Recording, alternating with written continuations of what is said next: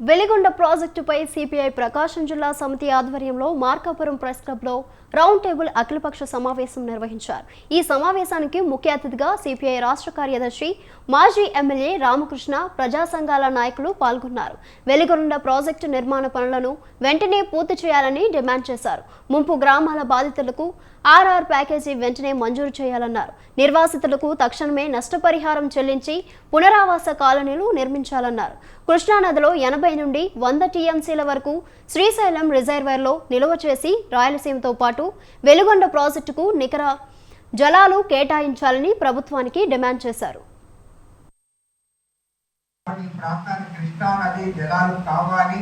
కృష్ణా నది జలాలు వస్తే తప్ప ఈ ప్రాంతం అభివృద్ధి కాదు.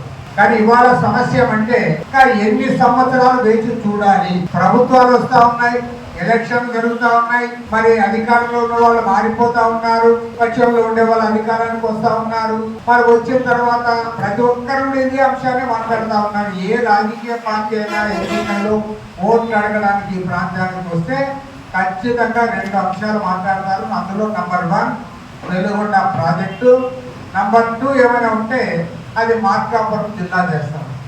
నా దేశంలో మన 1996లో చంద్రబాబు నాయుడు గారు ముఖ్యమంత్రిగా ఉన్నప్పుడు ఒకేసారి 3 ప్రాజెక్టులకు శంకుస్థాపన చేశాడు.